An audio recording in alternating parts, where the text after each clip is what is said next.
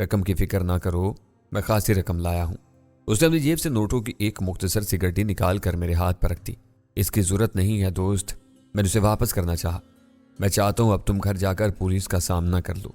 जितनी देर गायब रहोगे इतने ही मशकूक होते जाओगे। मैं चला जाऊंगा लेकिन तुम ये रकम तो रख लो। मुमकिन है तुम्हें जगह मिल जाए, लेकिन जगह ना मिले तब भी दिन के वक्त यहाँ से बाहर न जाना। बेशुमार आवारागर्द पार्क में ऐसे ही पड़े रहते हैं। इन लोगों की हरकतों की वजह से पुलिस अक्सर छापे मारती होगी। बादल ख्वास्ता मैंने रकम ले ली। दोस्त तुम मुझे जेर बार कर रहे हो।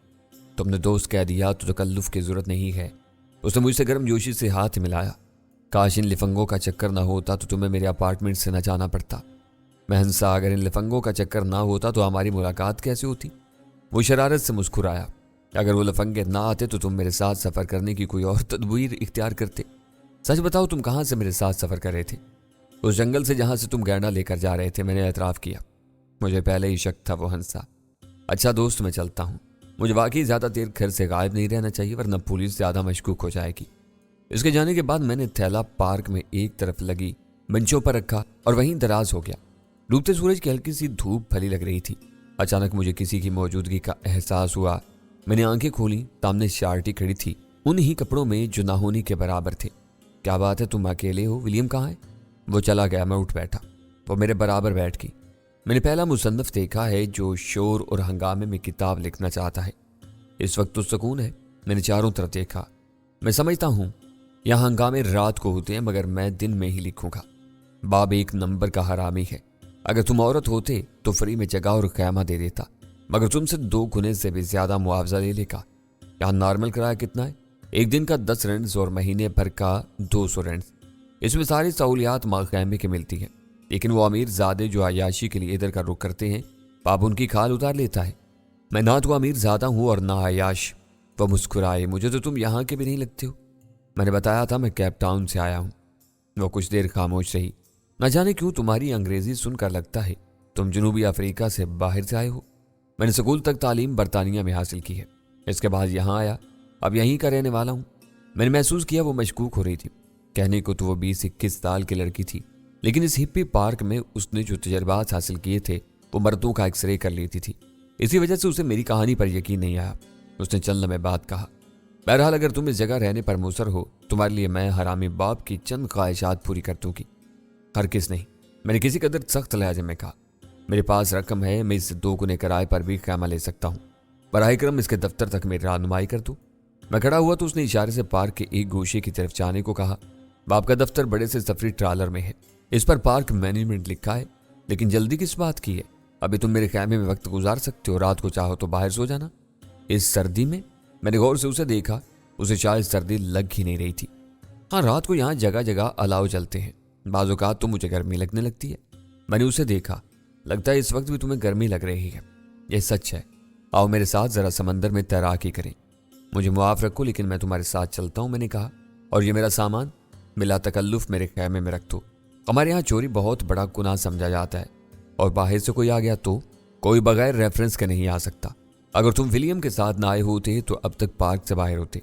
मैं उसके हमरा पार्क के साथ वाले जंगल से गुजरा और पाम के दरख्तों की एक पट्टी के बाद सुनहरा चमकता साहिल था। सूरज बस गरूब होने वाला था। मैं हैरान था इसके जिस्म में कितनी गर्मी भरी थी जो सर्दी के आलम में नहाना चाहती थी। मगर साहिल पर पहुंचकर देखा सिर्फ वही नहीं, बेशुमार लोगों के जिस्मों में गर्मी भरी थी, और वो आलम बेलिबासी में साहिल पर घूमते या तैरते नजर आए। इनमें अक्सरियत खवातीन की थी। जरा फासले पर जहां समंदर की लहरों को बैरियर बनाकर तोड़ा गया था, वहां शायकीन तैराकी कर रहे थे। बाकी साहिल पुरसुकून और हमवार था। चार्टी ने दौड़ लगाई और पानी में घुस गई। मुझे उसके हिप्पी होने में जरा शुबा हुआ, क्योंकि ऊंट के बाद हिप्पी वाहिद मखलूक है जो पानी से डरती है। इस डर की बिना पर ये लोग नहाने धोने से सख्त गुरेज करते हैं, और चार्टी बाकायदा तैराकी कर रही थी। मैं साहिल पर खड़ा उसे देखता रहा। इस साहिल को देखकर मुझे जमशेद पैलेस के सामने वाला साहिल याद आ गया था। छुट्टी वाले दिन हसन अली मुझे साहिल पर वर्जिश कराने ले जाता था। कभी कभी काजल भी जिद करके चली जाती थी और मुझे वर्जिश के दौरान दिल भर के तंग करती थी। जब मैं कोई मुश्किल एक्सरसाइज कर रहा होता तो वो जानबूझकर ऊंची नीची लहरों में चली जाती थी और मेरी सारी तवज्जो उस पर मरकूज हो जाती। जब वो मुझे सताने के लिए बनावटी चीख मारती थी तो मेरा दिल दहल जाता और मैं बेख्तियार एक्सरसाइज भूलकर उसकी तरफ लपकता था। जब वो मेरे बेवकूफ़ बन जाने पर कहके लगा रही होती थी تو حسن علی بطور سزا ورزش دگنی کر دیا کرتا تھا۔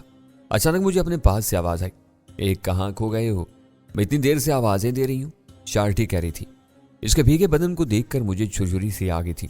خدا کے لیے کیا تم فولاد کی بنی ہوئی ہو؟ پانی گرم ہے، بہت مزہ آیا، اس نے بچوں کی طرح خوش ہوتے ہوئے کہا۔ میں کہتی ہوں تم بھی ایک بار غوطہ لگاؤ، مجھے معاف رکھو بی بی، میں نے کہا اور واپس پارک کی طرف چل دیا۔ مجھے اپنے کوٹ کی فکر تھی، اگر وہ کچھ چرا لے جاتا تو مجھے ٹھٹرنا پڑتا۔ چارٹی لپکتی ہوئی مجھ سے پہلے اپنے خیمے میں گھس گئی۔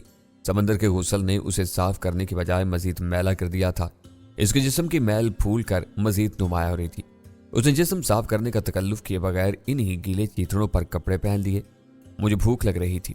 میں نے اسے پوچھا، یہاں نزدیک کھانے کو کچھ ملتا ہے؟ پاس ایک ریستوران ہے، وہاں بہت کچھ مل جاتا ہے۔ تب پھر چلو، مجھے شدت سے بھوک لگ رہی ہے۔ بھوک تو مجھے بھی لگ رہی ہے، اس نے منہ چلایا۔ ریستوران پارک کے سامنے تھا اور غالباً ہپیوں کے لیے قائم کیا گیا تھا کیونکہ اس کی حالت بھی خراب تھی۔ میں نے چند سینڈوچز اور دودھ کا آرڈر دیا۔ اس نے اپنے لیے برگر منگوا لیا۔ وہ ہنسی، تم ابھی تک دودھ پیتے ہو؟ آدمی بچپن کے بعد بھی دودھ پیتا ہے۔ اس نے پھر نہایت فضول بکواس کی۔ میں نے ضد چو کر کہا، خدا کے لیے کیا تم یہ اپنی کاروباری گفتگو کاروباری اوقات کے لیے مخصوص نہیں کر سکتی؟ تمہارے گاہک اس سے خوش ہوں گے۔ اوکے، اس نے بے صبری سے برگر کھاتے ہوئے کہا۔ مجھے لگتا ہے تمہیں عورت سے دلچسپی نہیں ہے، تم نے ایک بار بھی میری طرف اس نظر سے نہیں دیکھا۔ کس نظر سے؟ میں نے روانی سے پوچھا اور پھر پچھتایا کیونکہ اس نے مردوں کی نظر کی تشریح شروع کر دی تھی کہ وہ عورت کو کس طرح اور کہاں تک دیکھتا ہے۔ بس، میں نے ہاتھ اٹھا کر کہا، اب تم نے کوئی فضول بات کی تو میں یہاں سے چلا جاؤں گا۔ وہ ٹھنڈی سانس لے کر چپ ہو گئی۔ میں اس چکر سے نکلنا چاہتا تھا لیکن رات ہونے کی وجہ سے اسے برداشت کر رہا تھا۔ یہ ریستوران چھپر نما ہوٹل تھا، یعنی چھت تھی لیکن چاروں طرف سے کھلا تھا۔ اندر بیٹھ کر بھی ارد گرد کا منظر صاف دیکھا جا سکتا تھا۔ تب میں نے ولیم کو دیکھا۔ وہ دو افراد کے نرغے میں تھا، نرغے میں یوں کہ ان دونوں افراد نے عملاً اسے دبوچ رکھا تھا۔ وہ ان کے ساتھ پارک کے اندر جا رہا تھا۔ مجھے سمجھنے میں چند لمحے لگے تھے کہ معاملہ کیا ہے۔ ولیم پولیس کی بجائے کرنل بوگارڈ کے آدمی یا ان لوگوں کے ہتھے چڑھ گیا تھا جنہوں نے راستے میں حملہ کیا تھا جس میں لنڈ سے ریان ماری کی تھی۔ بہرحال وہ جو کوئی بھی تھے، انہوں نے ثابت کر دیا تھا کہ وہ پولیس سے زیادہ تیز رفتار ہیں۔ میں نے جلدی سے اٹھتے ہوئے شارٹی سے کہا، کیا تم میرے ساتھ کسی تفریح گاہ میں جانا پسند کرو گی؟ مثلاً، اس نے اپنے بال کھجاتے ہوئے کہا۔ اس کے سر میں جوئیں تھیں۔ اس شہر کی تفریح گاہوں کا مجھے علم نہیں ہے لیکن یہاں سے چلو۔ چلو، وہ راضی ہوگی۔ میں نے بل ادا کیا۔ باہر ایک ٹیکسی میں بیٹھے۔ چارٹی نے ٹیکسی والے کو ایک جگہ کا نام بتایا۔ اس نے برا سا منہ بنایا۔ اگر میں ساتھ نہ ہوتا تو وہ شاید اسے ٹیکسی سے باہر پھینک دیتا۔ اس نے بادل نخواستہ ٹیکسی آگے بڑھائی۔ میں نے مڑ کر دیکھا، ایک سیاہ رنگ کی وین وہاں تھی اور دو عدد صورت ہی سے مہذب بدمعاش نظر آنے والے اس کی اگلی نشستوں پر براجمان تھے۔ ان میں سے ایک باغور ٹیکسی کی طرف دیکھ رہا تھا۔ اس نے اپنے ساتھی سے کچھ کہا اور اس کے چند ثانیے کے بعد میں نے سیاہ وین کو حرکت میں آتے دیکھا۔ دوست، اپنی رفتار تیز کرو، میں نے اضطرابی لہجے میں کہا۔ کیوں؟ ٹیکسی ڈرائیور نے عقبی آئینے میں دیکھا۔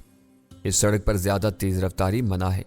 میں نے پلٹ کر دیکھا، سیاہ وین بے حد تیزی سے ٹیکسی کے نزدیک آ رہی تھی اور کچھ دیر میں وہ اس تک آ جاتی۔ فیصلہ کرنے کے لیے میرے پاس چند لمحے تھے۔ میں کسی قیمت پر ان کے ہاتھ نہیں آنا چاہتا تھا۔ فیصلہ کرتی میں نے اچانک آگے جھک کر ٹیکسی کا اسٹیئرنگ گھمایا۔ ٹیکسی گھوم کر فٹ پاتھ پر چڑھ گئی۔ ڈرائیور نے بر وقت بریک لگائے ورنہ جنگلہ توڑنے کے بعد اس کے آگے بنی مصنوعی جھیل میں جا گرتی۔ پاگل کے بچے، ٹیکسی ڈرائیور چلایا تو میں نے اس کا سر اسٹیئرنگ پر مارا اور دروازہ کھولتے ہوئے باہر کود گیا۔ یہ کیا کر رہے ہو؟ چارٹی اپنے آواز بحال کرتے ہوئے چلائی۔ بکو مت اور یہیں رہو۔ میں نے چھلانگ لگائی اور درختوں کی طرف بھاگا۔ اسی لمحے سیاہ وین بھی ٹوٹے جنگلے سے اندر آئی۔ فرنٹ سیٹ پر بیٹھے شخص نے کھڑکی سے ہاتھ باہر نکالتے ہوئے مجھ پر پستول سے فائر کیے۔ گولیاں میرے آس پاس سے گزر گئی تھیں۔ اس کے ساتھ ہی میں درختوں میں گھس گیا۔ کھلے میں تو وہ مجھے وین سے کچل دیتے۔ میں نے کب سے چارٹی کی چیخ سنی۔ نہ جانے اس نے صرف خوف زدہ ہو کر چیخ ماری تھی یا وہ فائرنگ کا نشانہ بن گئی تھی۔ ان لوگوں کا انداز بتا رہا تھا کہ وہ میرے قتل کے در پہ ہیں، پر نہ اس طرح فائرنگ نہ کرتے۔ ٹیکسی ڈرائیور بلند آواز سے یسوع مسیح کو یاد کر رہا تھا۔ درختوں کے اس جھنڈ میں وین نہیں گھس سکتی تھی۔ انہیں میرے پیچھے پیدل آنا پڑتا اور یہی میں چاہتا تھا۔ بھاگنے میں وین کا مقابلہ نہیں کر سکتا تھا۔ قصبے وقت وین رک گئی اور اس میں سے دونوں اتر کر میری طرف لپکے۔ میں درختوں کے درمیان اندھا دھند بھاگ رہا تھا۔ یہ مصنوعی طور پر اگایا جنگل تھا جس میں درخت ایک خاص ترتیب اور سلیقے سے لگے تھے۔ اگر یہ قدرتی جنگل ہوتا تو میرے لیے درست طریقے سے بھاگنا بھی دشوار ہو جاتا۔ وہ دونوں جتنی آزادی سے مجھ پر فائر کر رہے تھے، اس سے ظاہر تھا کہ انہیں پولیس یا قانون کا کوئی خوف نہیں تھا۔ میرے پیروں میں کینوس شوز مجھے بھاگنے میں پوری مدد دے رہے تھے۔ यही वजह थी कि मैंने चंद मिनट में उन्हें खासा पीछे छोड़ दिया था। इनकी झलक भी खासी दूर रह गई थी। मैं एक जगह सांस लेने के लिए रुका। ये जंगल खासा बड़ा था और न जाने कहाँ तक फैला था। आजकल तरक्की याफ्ता ममालिक के गुंजान आबाद शहरों में जंगल उगाने का रवाज चल निकला है। यह भी इस किस्म का कोई जंगल था। इस नकासी के रास्ते न जाने कहाँ थे। मेरी जान के दुश्मनों को अगर हुकूमती या पुलिस का ताउन भी हासिल था तो वे जंगल की नाकाबंदी कर सकते थे। इसके बाद मेरा यहाँ से निकलना मुहाल हो जाता। चलने में सांस दुरुस्त करने के बाद मैंने फिर भागना शुरू कर दिया। तारीकी छा रही थी और कुछ देर बाद यहाँ अंधेरा हो जाता तो इनके लिए मुझे तलाश करना मुश्किल हो जाता। भागते भागते मैं एक कच्चे रास्ते पर जा निकला। ये रास्ता गालिबन जंगल में गाड़ियों की आमदोरफ्त के लिए था। एक तरफ से रोशनी चमकी तो गाड़ी इस तरफ आ रही थी। मैं भागते भागते थक गया और अब मजीद भागने से पहले सांस दुरुस्त करना चाहता था। मुझे यकीन था कि जंगल में कोई अजदा या लंगूर मेरा इस्तकबाल नहीं करेगा। मैंने खुद को घनी शाखों में छुपा लिया। फौरन वही वैन नमूदार हुई और इस दरख्त से कुछ दूर जाकर रुक गई। मैंने किसी को कहते सुना वो पैदल है, अभी तक पार्क से नहीं निकला होगा। ओवर, हम पार्क की नाकाबंदी कर रहे हैं। मशीनी किस्म की आवाज आई। ये रेडियो पर बात हो रही थी। यहाँ पर और आदमी भेजो, हम उसे पार्क के अंदर देख रहे हैं। इसे तलाश करो और देखते ही गोली मार दो। बताने की जरूरत नहीं है। वैन वाले ने खुश्क लहजे में कहा। अगर उसने इतनी आसानी से खुद को मारने की इजाजत दी तो ये कर्नल बोगार्ड के लोग नहीं थे, वरना इतनी सफाकी से मेरे कत्ल की बात न करते। रहम की उम्मीद तो मुझे कर्नल बोगार्ड से भी नहीं थी, लेकिन वो मुझे जिंदा पकड़ने की कोशिश कर रहा था और इन लोगों का अव्वलीन मकसद मुझे कत्ल करना था। मुझे तशवीश होने लगी। ये कौन लोग थे जो मेरी जान के दुश्मन बन गए थे और इन इतने वसाइल मुयस्सर कैसे थे? वो इतने बड़े पार्क की नाकाबंदी कर सकते थे। इन्होंने वैन रोक दी और नीचे उतर आए। गोया वो ज्यादा दूर मेरे पीछे नहीं आए थे। इनमें से एक के पास मशीन गन नजर आ रही थी, दूसरा पिस्तौल से मुसल्ला था। क्या तुम्हें यकीन है वो अब तक पार्क से निकला नहीं होगा? मशीन गन वाले ने पूछा। यह पार्क 1 मील से ज्यादा तवील है। इसे इसमें से निकलने के लिए कम से कम 10 मिनट लगेगी। अभी 5 मिनट हुए हैं। मशीन गन वाले ने घड़ी देखी, यानी वो उस जगह के आस पास होगा। इनका अंदाजा दुरुस्त था। मैं पार्क के वस्त में था। पिस्तौल वाले ने चारों तरफ देखा। मुझे लग रहा है वो यहीं कहीं छुप गया है। उसकी घूमती नजरें इस दरख्त पर आकर रुक गईं जिस पर मैं छुपा था। चंद लम्हे वो दरख्त की तरफ यूं गौर से देखता रहा जैसे उसने मुझे देख लिया है। ये कम से कम उसे शुबा जरूर हो गया है। वो इस किस्म के किसी दरख्त पर चढ़कर आसानी से रोपोश हो सकता है। इस किस्म के सैकड़ों दरख्त इस पार्क में हैं। इन सबको बारी बारी खंगालना मुश्किल है। मशीन गन वाले ने कहा। आसान तरीका यह है कि दरख्तों पर बस्ट मार कर देखे जाएं। उसका लहजा इस्तजाइया था। बको मत। पिस्तौल वाले ने उसे घुरा। यहाँ रुकने की बजाय इसे तलाश करो। तुम दाएं तरफ जाओ, मैं बाएं तरफ जाता हूँ, लेकिन फिर बता दूं उसे तलाश करने के लिए 2 अफराद नाकाफी हैं। हमें इस जगह रुकने का हुक्म मिला है, बाकी बाहर वाले चाने। आखिर इस शख्स से ऐसा कसूर क्या हुआ है जो इसको इस तरह मौत का हुक्म सुनाया गया? यह बड़े जाने, पुलिस वाले इस कत्ल को हजम कर लेंगे। यह हमारा काम है, इन्हें असल तस्वीर ना दिखाएं।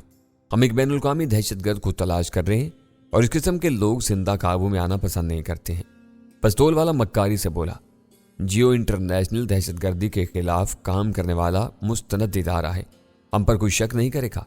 पिस्तौल वाला आगे निकल गया और मशीन गन वाला मेरी तरफ आने लगा।